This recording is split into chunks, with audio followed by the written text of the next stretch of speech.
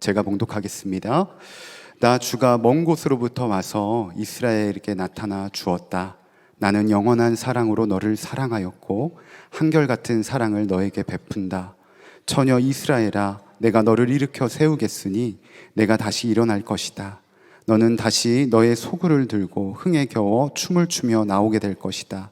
내가 너로 다시 사마리아 산마다 포도원을 만들 수 있게 하겠다. 포도를 심은 사람이 그 열매를 따먹게 하겠다. 에브라임 산에서 파수꾼들이 어서 시온으로 올라가 주 우리의 하나님 앞으로 나아가자 하고 외치는 날이 반드시 올 것이다. 참으로 나 주가 말한다. 너희는 기쁨으로 야곱에게 환호하고 세계 만민의 머리가 된 이스라엘에게 환성을 올려라. 주님, 주님의 백성을 구원해 주십시오. 이스라엘의 남은 자를 구원해 주십시오. 이렇게 선포하고 찬양하여라. 내가 그들을 북녘 땅에서 데리고 오겠으며 땅의 맨 끝에서 모아오겠다. 그들 가운데는 눈먼 사람과 다리를 저는 사람도 있고 임신한 여인과 해산한 여인도 있을 것이다. 그들이 큰 무리를 이루어 이곳으로 돌아올 것이다. 그들이 눈물을 흘리면서 돌아올 것이며 그들이 간구할 때에 내가 그들을 인도하겠다. 그들이 넘어지지 않게 평탄한 길로 인도하여 물이 많은 시냇가로 가게 하겠다. 나는 이스라엘의 아버지이고 에브라임은 나의 맏아들이기 때문이다. 문민종들아, 너희는 나 주의 말을 듣고 먼 해안 지역 사람들에게 이 말을 전하여라. 이스라엘을 흩으신 분께서 그들을 다시 모으시고 목자가 자기 양떼를 지키듯이 그들을 지켜주신다. 오늘 우리 2023년도 우리 송구영신 예배 오셨는데 우리 자유 앞에 계신 분들 정말 잘 오셨습니다. 이렇게 인사하겠습니다. 네, 잘 오셨습니다. 큰 은혜 누리시는 예배 되시기를 축복합니다. 네, 이번 우리 송구영신 예배 주제가 뒤에 현수막에 붙어 있습니다.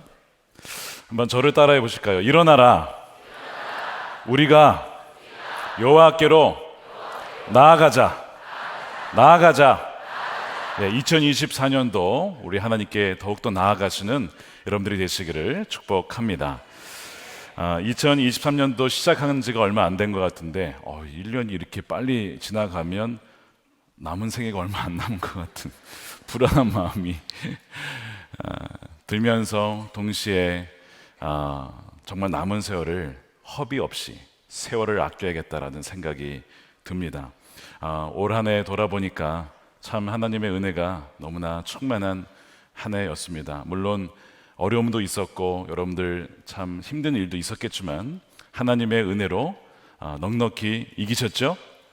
아멘이십니까? 네. 저도 올해 이 취임식을 하면서 정말 여호수아 같은 심정으로 심장이 하도 떨려가지고 하루라도 가만히 있은 적이 없었습니다. 그랬는데 이게 돌아보면 언제 이렇게 왔나 싶으면 하나님이 다 함께 해주셨고 하나님께서 손잡아 주시고 하나님께서 다 할 말 넣어주시고 하셔서 올 한 해 넘어왔구나 하는 것을 고백을 하게 됩니다. 우리가 오늘 송구영신 예배로 모이는데 송구영신 예배가 어떻게 시작됐는지 아마 아신 분도 계시겠지만 모르신 분들이 많이 계시리라 생각합니다. 물론 성경에 보면 나팔절 어떤 신년 예배가 있습니다. 신년이 되면 모든 일을 다 그만두고 하나님 앞에 예배하는 절기가 있어요. 그렇지만 이 마지막 날 예배 드리는 것은 사실 우리 감리교의 전통입니다. 존 웨슬리가 1755년에 첫 번째 이 언약 갱신 예배라고 하는 것을 만들면서 한 해를 보내고 새해를 맞이하기 이전에 우리와 하나님 사이의 이 언약을 새롭게 해야 된다. 우리가 하나님께 범죄하였던 것, 우리가 순종하지 못했던 것들을 회개하고 하나님 우리가 정말 신실하게 2024년을 맞이하겠습니다. 이런 식으로 새해를 맞이하는 그런 예배를 시작하게 되었어요. 그래서 이 송구영신 예배에는 주제가 세 가지가 있습니다. 첫 번째는 무엇이냐면 바로 회개입니다. 회개. 한 해 동안 베풀어 주신 은혜에 대해 감사하면서 회개를 하게 되고, 또한 두 번째는 감사가 있고 세 번째가 결단입니다. 그러니까 새해에는 내가 이렇게 살아가겠습니다. 회개와 감사와 결단, 이 세 가지 요소가 이 언약갱신 예배라고 하는, 오늘날 우리가 송구영신 예배라고 하는 이 예배에 이 세 가지 요소가 다 포함이 되어 있는 거예요. 우리가 오늘 예배를 드리시면서 중간중간에 내가 회개해야 할 것이 무엇인가, 올해 이제 보내기 이전에 회개할 것이 무엇인가, 내가 감사한 것은 무엇인가, 내가 결단해야 될 것이 무엇인가를 꼭 혹시 생각이 나시면 적어보셔도 좋겠습니다. 그렇게 하시고 우리가 새해를 맞이했으면 좋겠어요. 우리 한국의 역사를 보게 되면 1887년에 12월 31일에 언더우드 선교사님과 아펜젤러 선교사님, 그러니까 장로교와 감리교가 함께 모여서 이 송구영신 예배를 드리게 됩니다. 그 기록이 남아 있어요. 그 이후에 한국교회의 아주 전통적인 예배로 정착이 된 것이죠. 이런 언약갱신이 성경에도 여러 차례 나옵니다. 여호수아 24장에도 나오고, 또한 예레미야 우리가 오늘 읽은 이 31장을 존 웨슬리는 이 언약갱신의 기초로 삼았어요. 여기에 이런 말씀이 나옵니다. 31절입니다. 그때가 오면 내가 이스라엘 가문과 유다 가문에 새 언약을 세우겠다, 갱신하겠다는 것이죠. 나 주의 말이다. 이것은 내가 그들의 조상의 손을 붙잡고 이집트 땅에서 데리고 오던 때에 세운 언약과는 다른 것이다. 내가 그들의 남편이 되었어도 그들은 나의 언약을 깨뜨려 버렸다. 나 주의 말이다. 하나님께서 새롭게 언약을 세우시고자 했던 이유가 있었는데 무엇이냐면 이스라엘 백성들이 하나님과의 이 약속, 언약을 깼기 때문에 그렇습니다. 이 언약이라고 하는 것은 하나님과 백성 사이에 약속인 것이죠. 나는 너희의 하나님이 될 거야. 그래서 너를 보호해주고 지켜주고 인도해주고 공급해줄 거야. 너의 할 일은 나만 따라와, 나만 믿고 나만 신뢰하고 나만 사랑하면 돼. 이게 상호 언약입니다. 이렇게 서로 이제 그 하나님과 이스라엘 사이에 언약이 맺어졌어요. 사실 하나님은 언약을 맺게 되면 어떻게 보면 매이는 겁니다. 하나님은 인간에게 그렇게 매일 필요가 없는 분인데 언약을 맺게 되면 거기에 어떻게 보면 갇히게 되고 제한이 되는 거예요.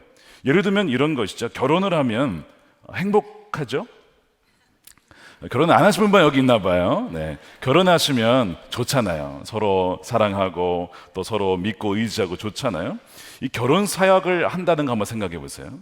결혼 사역을 한다는 것은 이제 예를 들면 남자의 경우에 결혼 사역을 하면 이제 나에게 여자는 당신밖에 없어, 이 지구상에, 이거잖아요. 다른 가능성은 다 죽는 거예요. 이제 그 여인 외에는 다른 여성을 보지 않겠다.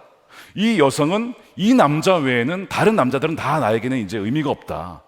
그러니까 다 끝나는 겁니다. 굉장히 제한되는 것이고 제약이 되는 것이고 좁아지는 것이라고 할 수 있어요. 이게 서약입니다. 결혼 서약이에요.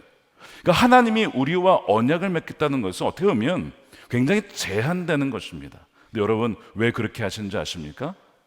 결혼 서약과 똑같아요. 우리를 사랑하시기 때문에 그렇습니다. 내가 너희를 사랑하기 때문에 너희만을 사랑하기라고 내가 언약을 맺는다라고 말씀을 하시는 거예요. 그러니까 이 언약은 하나님이 우리를 얼마나 사랑하신지를 보여주는 바로 그 증거인 것이죠. 그런데 이스라엘이 그 언약을 깨트린 것입니다. 바람이 난 것입니다. 배우자인 남편인 하나님을 버리고 다른 신을 따라가게 된 것이죠. 외도로 인한 배우자의 이 아픔과 슬픔은 이루 말할 수가 없을 것입니다. 그 마음이 얼마나 아버지 하나님께서 슬프셨을까요? 하나님을 떠난 결과가 무엇이냐? 북이스라엘의 멸망, 남유다의 바벨론 포로가 오게 된 거예요. 슬픔과 눈물과 고통과 탄식과 수치와 수모가 그들의 삶에 밀려오기 시작합니다. 그리고 이 유대 땅에서 자식을 잃어버린 이 그 슬픈 어미의 울음소리가 울려 퍼집니다. 우리가 읽진 않았지만 15절에 보시면 나 주가 말한다. 라마에서 슬픈 소리가 들린다. 비통하게 울부짖는 소리가 들린다. 어미의 울음소리입니다. 라헬이 자식을 잃고 울고 있다. 자식들이 없어졌으니 위로를 받기조차 거절하는구나. 이 라마라고 하는 것은 바로 이 예레미야의 집에서 멀지 않았던 베냐민 지역에 있었던 한 성읍입니다. 그리고 라헬은 바로 이 요셉의 어머니죠. 요셉의 두 아들들이 에브라임과 바로 므낫세였습니다. 북이스라엘을 상징하는 거예요. 근데 이 라헬이 울고 있어요. 왜냐하면 자식들이 다 포로로 끌려가고 다 흩어지고 멸망을 당했기 때문에 자식을 잃어버린 겁니다. 그러니까 이 라헬이라고 대표되는 이 어머니가 다 울면서 슬퍼하고 있는 그 소리들이 막 울려 퍼지는 겁니다. 자녀들이 터벅터벅 추방되어지고 이방 나라로 끌려가는 그 죄인의 모습으로 이렇게 묶여 나아가는 그 모습을 보면서 어미들이 우는 그 모습들을, 소리들이 막 보여지게 되는 것이죠. 결국에는 이렇게 끌려간 이 백성들이 겪는 것이 뭐라고요? 19절에 나와요. 저희의 젊은 시절의 허물 때문에 저는 수치와 수모를 겪어야 했습니다. 이 젊은 시절의 허물이라는 것은 하나님을 떠나서 다른 어떤 신에게 뭐가 더 있는 것 마냥 갖다가 이 수치를 경험했다는 것이죠. 우상을 숭배한 거예요. 어떤 신을 섬겼냐면 번영의 신입니다. 돈신을 섬긴 거예요. 성공의 신을 섬긴 겁니다. 형통의 신을 섬긴 겁니다. 부의 신을 섬긴 거예요. 그들이 그렇게 갈 수밖에 없었던 그 배경이 무엇일까? 한번 우리 잘 생각해 보셔야 돼요. 올해 청년 계층의 개인 회생 및 이 파산 신청이 급증했다고 합니다. 그래서 이 신청자의 35%가 20, 30대라고 해요. 그 3명 중에 1명은 20, 30대가 파산 신청을 한 겁니다. 몇 가지 이유가 있는데요. 코로나19로 인한 어떤 경제적인 어려움이 첫 번째, 그 다음에 비정규직 일자리에 이들이 의존하고 있기 때문에 수입이 굉장히 적다는 것이죠. 세 번째는 부동산 폭등으로 인해서 이 전월세 임대 비용이 올라간 겁니다. 그걸 감당하기가 어려운 것이죠. 네 번째는 창업을 했는데 실패를 한 거예요. 그 다음에 마지막으로 취업난으로 학자금 대출을 갚질 못하는 거예요. 취업을 하지 못했기 때문에 취업을 해도 이자 갚느라 원금을 갚지 못하는, 이것이 계속 쌓이다 보니까 이 청년들이 파산 신청을 하는 비율이 늘어나더라는 것이죠. 자, 이런 청년들, 젊은 세대에게 이런 상황 속에서 어떤 마음이 들까요? 이런 마음이 드는 것이죠. 바알과 아세라 우상이 눈에 아른거리는 겁니다. 아, 나에게 돈이 있었더라면, 좀 넉넉한 돈이 있었더라면 이런 수치와 굴욕은 없었을 텐데라고 하는 그 마음이 있었던 것이죠. 그래서 한 뉴스 기사에서 이 개인 이 회상 신청한 청년들의 마음에 뭔가 쫓기는 것이 있다. 그러면서 무슨 얘기를 하냐면, 누구나 그렇듯이 부자가 되고 싶은 평범한 욕망이 있다. 부자 되기 싫으면 한번 손 들어보세요. 나 부자 되기 싫다. 아무도 없어요. 와, 아무도 없네요. 나 한 분은 손 들 줄 알았는데, 여러분, 부자가 되고 싶은 평범한, 누구나 가질 수 있는 욕망, 청년들 마음에 있는 거예요. 이런 상황이다 보니까 누가 이런 마음을 안 갖겠냐고요. 그런데 이 젊은 세대의 특징이 뭐냐면, 최근에 이들은 빚도 능력이다, 이런 사고로 자라온 세대라는 것이죠. 부동산 폭락을 경험해 보지 않았어요. 그리고 이 TV에서 비춰지는 이 대중매체에서 부유한 삶과 아파트 공화국의 소유권자가 되는 그 큰 그림을 그리면서 자라왔기 때문에 이 청춘들에게는 뭐가 중요하게 됐냐면 영끌이 중요하게 된 거예요. 영혼을 다 끌어모아서 모든 것을 투자를 했는데 이게 문제가 된 거예요. 그 영끌이 파산에 또한 문제가 되었다라고, 그런 기사 분석을 본 적이 있습니다. 그러니까 여러분, 이것이 이 지금 세대만의 문제가 아니라 그 당시에 북이스라엘에도 이런 이슈가 있었던 겁니다. 북이스라엘 멸망하기 이전에 당시의 청년들과 젊은 세대에 어떤 이슈가 있었냐? 경제적으로는 부익부 빈익빈이 심각했어요. 사회 부조리가 심각했습니다. 불의가 팽배했습니다. 정치적으로는 불안했어요. 계속 왕이 바뀌는 거예요. 막 암살을 당하고 또한 그 반역이 있었고, 그러니까 뭐 정권이 불안해요. 정치적으로나 경제적으로나 사회적으로나 어느 하나 의지할 만한 데가 없는 겁니다. 근데 이런 불안정의 기본적인 가장 근본적인 원인은 무엇이냐면 정치도 아니고 경제도 아니었어요. 문제 아십니까? 영적인 문제였습니다. 왜냐하면 북이스라엘의 시작은요, 시작부터 우상 숭배로 시작을 합니다. 여로보암이 이 예배를 드리는데 사람들로 하여금 예루살렘으로 못 가게 한 다음에 성전을 자기네가 만들어요, 알아서. 그러면서 만든 게 금송아지입니다. 단과 베델에 금송아지를 만들고 이것이 하나님이다, 예배해라. 시작부터, 나라의 시작부터 우상 숭배로 시작한 나라가 여로보암이 시작한 북이스라엘이 되었던 것이죠. 그러니까 국가의 기초가 세워지기도 전에 영적인 기초가 우상 숭배에 기반했으니까 정치, 경제, 사회, 문화 모든 영역 속에 어느 하나 안정적인 것이 없었던 것이죠. 이때 선지자들이 나와서 외쳤잖아요. 엘리야, 엘리사, 아모스, 호세아, 하나님께 돌아와야 된다, 하나님을 경외해야 된다, 아무리 외쳤지만 들은 척하지도 않고, 거기 회개한 사람들도 없고, 야, 이건 다 망했구나 싶은 사람들만 있는 거예요. 대부분이 무시가 되었고 선지자들은 핍박을 당했습니다. 자, 나라가 이 모양이니 그 당시에 청년 세대들이 어떤 소망을 가졌을까요? 바알이라도 제대로 믿어보자. 돈신이라는데, 부자 되게 해준다는데, 농경이 신이거든요. 그러면은 농사 지으면 잘 되게 해준다는데 바알과 아세라 신을 한번 믿어보자. 청년들이 그렇게 의지하고, 자, 누구를 떠난 겁니까? 하나님을 떠나게 된 거예요. 근데 이것이 악수였어요. 최악의 선택이었습니다. 위기를 만난 그 결정이 최악의 결정을 내리게 된 거예요. 자, 그래서 19절에 잡혀간 이들이 이런 얘기를 했죠. 주님을 떠난 다음에 어떻게 됐어요? 저의 젊은 시절의 허물 때문에 저는 수치와 수모를 겪어야 했습니다. 북이스라엘, 지금으로부터 한 2700년 전이나 지금이나 사람들의 마음에 이 부자가 되고 싶은 평범한 욕망은 바뀌지 않았어요. 성공하고 성취하기 위해 하나님을 떠나는 것도 똑같습니다. 떠난 결과가 수치와 수모인 것도 똑같습니다. 자식을 잃어버린 어미의 눈물과 울부짖음이 들려오는 것도 지금이나 그때나 똑같습니다. 요한복음 15장에 주님께서 나는 포도나무에 너희는 가지인데 너희가 나를 떠나서는 뭐라고 했죠? 자, 15장 5절 말씀부터 함께 읽어보겠습니다. 시작. 나는 포도나무요 너희는 가지이다. 너희는 나를 떠나서는 아무것도 할 수 없다. 사람이 내 안에 머물러 있지 아니하면 그는 쓸모없는 가지처럼 버림을 받아서 말라버린다. 주님을 떠나서는 아무것도 할 수 없다는 겁니다. 주님 안에 머물러 있어야 된다는 거예요.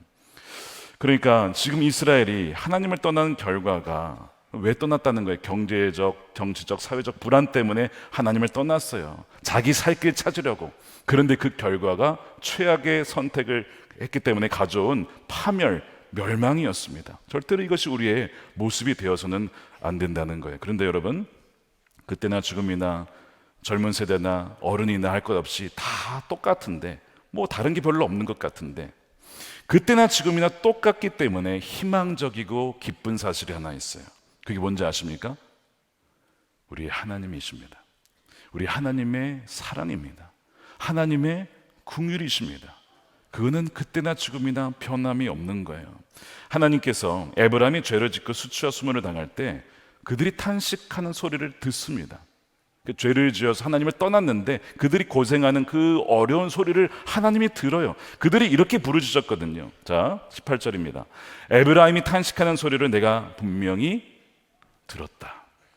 여러분, 하나님은요 들으시는 분이십니다. 들으세요. 하나님이 들으신다고요. 뭐라고 들었냐면, 주님, 우리는 길들지 않은 짐승과 같이 살았습니다. 자기 멋대로 살았다는 거예요. 본성에, 정욕에 자기가 하고 싶은 대로 살았다는 겁니다. 근데 이들이 이것이 잘못됐다는 것을 알았어요.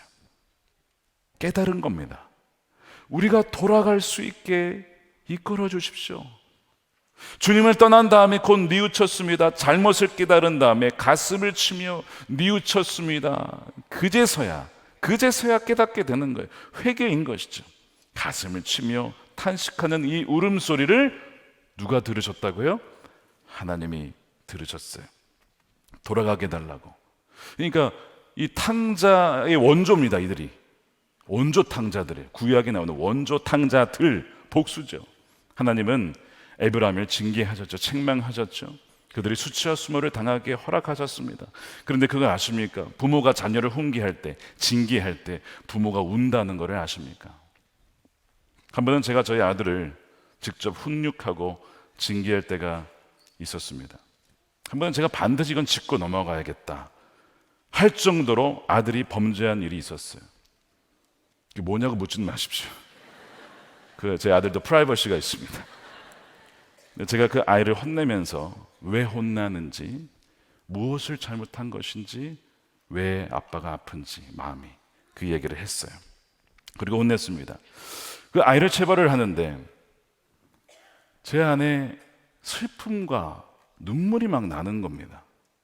주님, 이 자녀가 죄에서 돌이키게 해주세요. 다시는 이런 죄에 빠지지 않게 해주세요라는 그 간절한 마음으로 그 아들을 징계를 하는데 그때 하나님 아버지 마음이 확 느껴지는 거예요. 하나님 아버지도 우리를 징계하실 때 이렇게 아프시겠구나. 근데 나중에 보니까 이놈도 제가 자기 사랑해서 징계한 줄 알더군요. 아빠가 저 사랑해서 훈육한 줄 알고 있어요. 뭐 이런 지도 안 되는 거야. 그래서 아빠를 미워하는 것이 아니고 오히려 더 사랑하게 됐대요. 이것이 꼭 우리 아버지의, 하나님 아버지의 마음이구나 라는 것이 느껴졌어요. 에브라임과 유다를 망하게 하고 포로로 끌려가게 하고 하나님이 기뻤을까요? 아니, 참 잘됐네. 나를 떠나더니 네가 잘되나 보자. 심리도 못 가, 발병 날 거다. 막 이런 마음이시겠냐고. 하나님이 그렇지 않다는 거예요. 하나님의 마음은 어떻게 해요? 찢어지셨어요. 그것이 20절입니다. 자, 20절 말씀을 보세요. 에브라임은 나의 귀한 아들이다. 내가 가장 사랑하는 자식이다. 그를 책망할 때마다 더욱 생각나서 측은한 마음이 들어 불쌍히 여기지 않을 수 없었다. 하나님이 눈물을 흘리셨던 것이죠. 불쌍히 여기지 않을 수 없었다. 징계를 끌려간 그 상황 속에서 잘 됐다가 아니고 내 마음이 너무 아프다는 것이죠. 그러니까 이 라마에서 아까 구슬프게 울었던 그 어미의 울음소리가, 여러분 누구의 울음소리예요? 하나님의 울음소리였어요. 하나님. 이 라헬은 하나님이었습니다. 하나님의 울음소리였어요. 떠나간 자식을 책망할 때마다 치근한 마음이 들어서 불쌍히 여기지 않을 수 없는 라헬이 바로 하나님이셨어요. 하나님이 우신 것이구나. 하나님이 궁극적인 라헬, 그 참 라헬이셨어요. 하나님은 죄를 미워하십니다, 여러분. 절대 그 죄를 그냥 넘어가지 않으세요, 사랑하신다면. 그러나 죄인을 미워하지 않습니다. 사람을 끝까지 품으십니다. 회개하기를 원하세요. 제가 하나 예를 들어볼까요? 마가복음 8장에 보면, 여러분 잘 아시는 내용이죠. 베드로가 예수님 위한다고 하면서 절대로 예수님 죽으시면 안 됩니다, 십자가 져서는 안 됩니다, 이렇게 이제 하는 장면 나오잖아요. 그때 이제 예수님이 버럭 화를 내시면서 베드로에게 이런 얘기를 하셨어요. 예수께서는 돌아서서 제자들을 보시고 베드로를 꾸짖어 말씀하셨다. 사탄아, 내 뒤로 물러가라. 너는 하나님의 일을 생각하지 않고 사람의 일만 생각하는구나. 많은 분들이 이 구절을 생각을 하고, 이 구절을 볼 때에 예수님이 베드로를 공개적으로 창피를 줬다라고 생각합니다. 베드로를 뭐라고 불렀어요? 사탄이다라고 불렀잖아요. 그러니까 얼마나 공개 망신당한 거 아닙니까, 이 베드로가? 그러니까 완전히 베드로가 죄인 취급당하면서 이 제자들 앞에서 완전히 명예를 잃어버린 그런 사건이라고 생각하는 경향이 있습니다. 물론 맞습니다. 베드로가 예수님이 베드로를 꾸짖었어요. 그런데 이것은요, 예수님의 베드로를 향한 사랑이었습니다. 왠지 아십니까? 예수님이 하신 일은 베드로와 베드로의 연약함을 구별했어요. 지금 베드로가 이런 것은 사탄이 부추겨서 한 거야. 베드로가 잘못된 게 아니고 사탄이 들어가서 베드로가 그렇게 한 것이지 베드로가 악한 게 아니야, 사탄이 한 거야 라고 구별을 해주신 거라고요. 이해하시겠습니까? 주님이 우리를 보실 때 우리가 범죄하고 넘어질 때에 저 이 죄인 같은 놈이라고 하지 않고, 제가 저런 것은 마귀에게 속아서 그래, 하나님을 몰라서 그래, 나를 몰라서 그래, 그 말씀 몰라서 그런 거야 라고 구별을 해주시는 것은, 이것은 하나님의 놀라운 사랑입니다. 예수님이 그걸 보여주신 것이죠. 그러니까 사람들이 저거 가능성 없네, 제가 무슨 제자야 라고 할 때에 사탄아 물러가라 하면서 베드로를 보호해 주신 것이죠. 하나님은 사랑이십니다. 하나님은 사람을 끝까지, 예수님 뭐라고, 끝까지 사랑하셨다라고 하잖아요. 하나님의 사랑은 한 번도 그친 적이 없고 마른 적이 없어요. 자, 3절 말씀을 우리 함께 읽어볼게요. 나는 영원한 사랑으로 너를 사랑하였고 한결같은 사랑을 너에게 베푼다. 한결같은 사랑. 나를 배신하고 떠나갔어요. 너 이제 끝났어가 아니고 여전히 아파하면서 돌아오기를 원하는 그 한결같은 사랑을 베푼다라고 말씀하시는 거예요. 어떤 분이 저에게 자신의 아들 이야기를 자주 들려주세요. 목사님, 제 아들이 범죄했습니다. 재판을 받아요. 목사님 기도해 주세요. 얼마 뒤에 재판을 받았는데 유죄 판결을 받았어요. 근데 그 이후에도 오셨어. 목사님, 제 아들이 어느 교도소에 있어요. 기도해 주세요. 그러시는 거예요. 그 아이가 회개하고 주님 만날 수 있도록 기도해 주세요. 뭐 그러면서 얼마 전에는 흰 계란을 저에게 주셨어요. 우리 아들이 이렇게 흰 계란처럼 새롭게 변화될 수 있도록 기도해 주세요. 딱 받았는데 따뜻하더군요. 하나님, 그 아들이 깨끗하게 변화되어 따뜻한 마음 가지고 주님을 사랑하는 아들 되게 해 주십시오. 그런 기도를 드렸어요. 여러분, 객관적으로 보면 그 아들은 범죄자입니다. 유죄니까요. 어머니도 그것을 인정을 해요. 그리고 어머니조차도 이 아들이 죄값을 치러야 한다라고 얘기를 합니다. 그런데 이 어머니 입장에서 보면 여전히 이 죄인이 아니고 죄인인데 여전히 뭐예요? 자기가 낳은 아들인 것입니다. 영원한 사랑의 대상인 것이죠. 이 어머니는 죄인인 아들을 절대로 포기할 수가 없는 거예요. 죄인인데 사랑하는 아들입니다. 여러분, 이것이 어머니죠. 이것이 라헬입니다. 죄 짓고 끌려가서 잘 됐구나 좋아하는 것이 아니라 슬피 울며 애통해하며 위로조차 받으려 하지 않는 그 어머니, 그 라헬, 이것이 우리 하나님이십니다. 그리고 이것이 하나님의 마음이에요. 저는 그분을 뵐 때마다 하나님의 그 따스한 마음을 느끼곤 합니다. 여러분, 탕자 이야기 보시면 아버지가 탕자가 언제 돌아올까 싶어서 탕자가 돌아오는데 이미 아버지가 보고 있었어요. 기다리고 있었어요. 그 얘기는 매일 나가서 기다렸던 얘기거든요. 그리고 탕자가 돌아오면 자기가 먼저 달려가, 아버지가 달려가가지고 안고 포옹하고 울고 뽀뽀하고 막 그러면서 기뻐하고 축하하고. 이 아버지가 굉장히 감성적인 MBTI F야. 이거 완전 F야, 이분은. 제가 그 아버지를 보면서 우리 하나님 아버지가 이렇게 감성이 풍부하시다. 때로는 웃으시고 기뻐하시고 때로는 슬퍼하시며 아파하시는 우리 하나님 아버지시구나 하는 것을 보게 돼요. 오늘 말씀에 하나님 뭐라 하시냐면, 자, 20절 말씀에 에브라임은 나의 귀한 아들이요 내가 가장 사랑하는 자식이다. 이것이 여러분에게 주시는 말씀입니다. 죄를 지어도 언약을 깼어도 이는 내 가장 사랑하는 자녀야. 내가 절대 포기하지 않아. 포기할 수 없어. 우리가 새해를 앞두고 꼭 여러분 기억하셔야 될 게 있어요. 이 하나님의 사랑 안에 머무는 것입니다. 굉장히 중요한 부분이에요, 여러분. 여러분이 실패하거나 넘어졌을 때 하나님 날 버리셨나? 아니에요. 하나님 절대 우리를 포기할 수가 없는 분이세요. 진정한 회개는 언제 일어나는지 아십니까? 막 호통치고 막 고함치고 이게 회개가 일어납니까? 뭐 그럴 수도 있겠지만 나의 죄성과 반역에도 불구하고 나를 용서하시고 자비를 베풀어 주시는 측량할 수 없는 그 하나님의 사랑을 경험할 때 바뀝니다. 그때 회개하게 되고 변화가 되는 거예요. 그때 거기서 깨지는 거예요. 이런 나를 사랑하신다고, 이런 나를 용서하신다고요. 거기서 무너지는 거예요. 하나님은 스스로 부인하실 수 없는 그 사랑 때문에 뭐라고 하시냐면 내게 돌아와라. 21절이에요. 자, 이거 함께 읽어볼까요? 시작.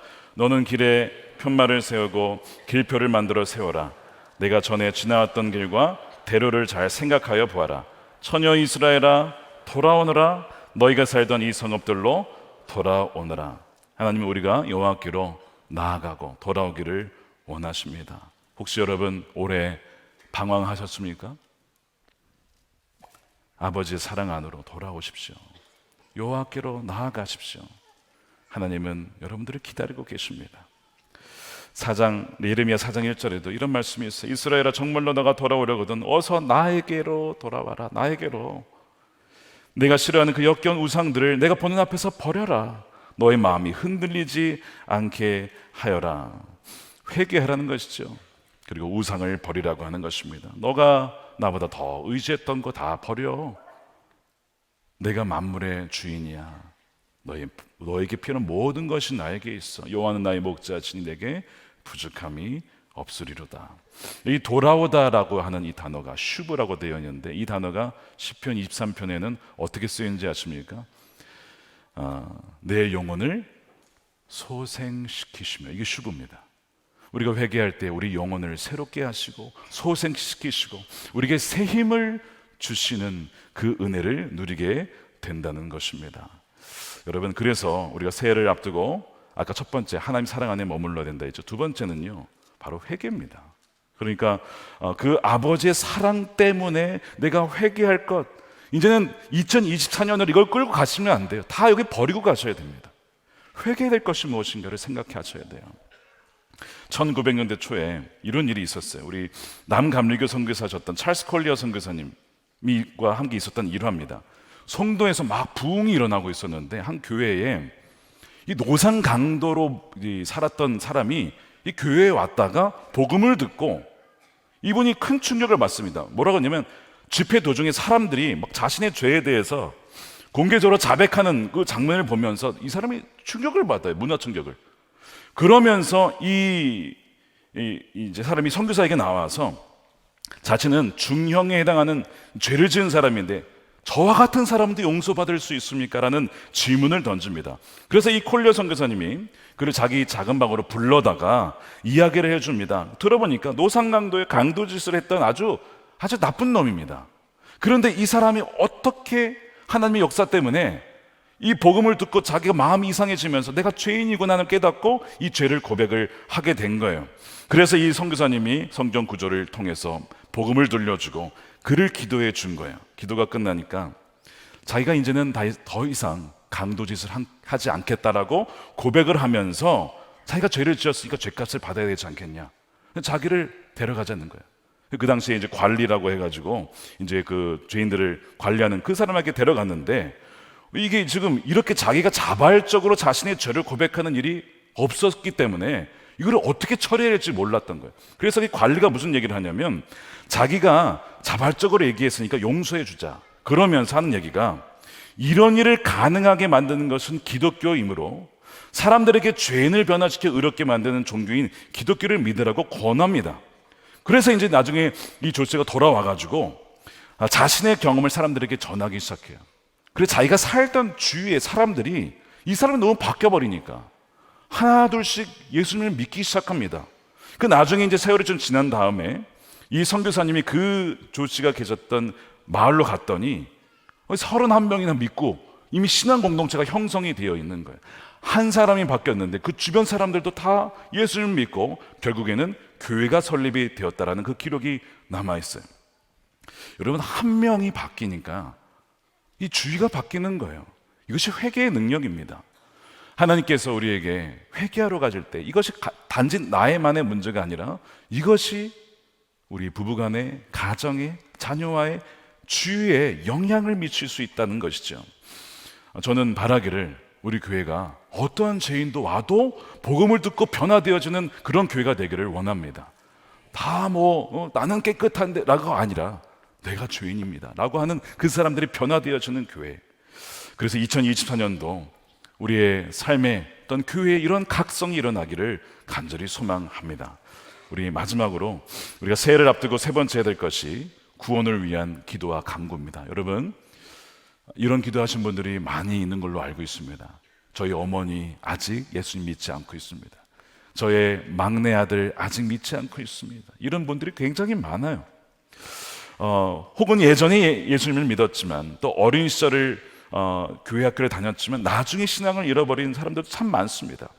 하나님께서 2024년에는 그들을 구원하실 수 있도록 간구해야 된다는 거예요. 자, 7절 말씀을 우리 함께 읽겠습니다. 시작. 참으로 나 주가 말한다. 주님의 백성을 구원해 주십시오. 이스라엘의 남은 자를 구원해 주십시오. 이렇게 선포하고 찬양하여라. 선포하고 찬양하라는 거예요. 하나님이 구원해 주신다. 하나님이 돌아오게 하신다. 오늘 이 말씀에 보게 되면 누가 돌아옵니까? 8절에 북녘 땅의 사람들이 돌아온다. 맨 끝에서 돌아온다. 눈먼 사람, 보지 못했던 사람, 저는 사람, 막 각양각색의 사람들이 막 돌아오잖아요. 그러니까 그것을 믿음으로 선포하고 찬양하여라, 간구하여라. 그러면 하나님이 응답하리라. 약속을 우리에게 주신 것입니다. 한국에 원천 목회 선교사셨다. 아까 말씀드렸죠. 언더우드와 아펜저르 선교사님 같이 기도했다 그랬잖아요. 아까 1887년에 이 언약 갱신 예배 드렸다 그랬잖아요. 근데 그 전에 이분들이 1885년에 12월 31일에 제야 기도회라고, 그 새해를 맞이하는 제야 기도회를 했다는 기록이 있습니다. 아내분들을 포함해서 10명, 2명이 하인까지 해서 12명이 모여서 우리처럼 성구영신 예배를 드린 거예요. 그 당시에 이제 온 지 얼마 안 됐으니까 얼마나 많이 부담이 되겠습니까? 근데 그때 하나님이 주신 약속의 말씀이 내가 세상 끝날까지 너희와 함께하리라. 이제 이 약속이 있었어요. 그래서 그 마음에 있었던 그 부담이 뭐였냐면, 내년에는 우리가 온 지 얼마 안 됐지만 이 조선 땅에 구원받은 한 영혼을 보게 해 주십시오. 좀 약간 무리한 기도 제목. 왜냐하면 아니 조선 땅에 온 지 얼마 안 됐는데 언어도 아직 잘 안 되고 뭐 그런 상황에서 어떻게 회심자를 원하겠어요. 그런데 이들이 기도를 했어요. 구원받은 한 영혼을 보게 해 주십시오. 그런데 정말 놀랍게도 7개월이 지나고 1886년 7월 11일에 첫 개종자에게 세례를 줍니다. 그리고 그해 1886년 연말에 다시 또 모여서 이렇게 성경영신 예배를 드리는데, 그때는 이렇게 담대하게 기도를 합니다. 더 많은 영혼을 그리스도에게 인도할 수 있도록 해 주십시오. 그렇게 기도를 했는데, 그 다음에 1887년에 9월에 23명의 교인이 세례를 받고 함께 교회를 섬기게 된 거예요. 그러면서 그 다음해에는 1888년에는 교인이 몇 명이에요? 다 해서 100명이 된 거예요. 이 놀라운 기록이 있어요. 새해를 맞이하면서 하나님, 이 말씀 그대로 잃어버린 자들을 구원하여 주십시오 라고 믿고 기도하였을 때에 하나님이 그 기도를 들으시고 응답하여 주셔서 개종자와 세례자가 나오게 하시고 교회가 세워지게 하셨던 놀라운 기록들이 있습니다. 여러분, 이것이 100년 전의 역사로 끝난 것일까요? 지금 우리에게도 하나님이 주신 약속입니다. 2024년에 여러분들의 삶 가운데 회복이 필요한 사람들, 다시 갱신되어야 될 사람들, 정말 주님을 잃어버렸던 사람들이 주님께 돌아오는 그 놀라운 회복의 역사가 있기를 주님의 이름으로 축원드립니다.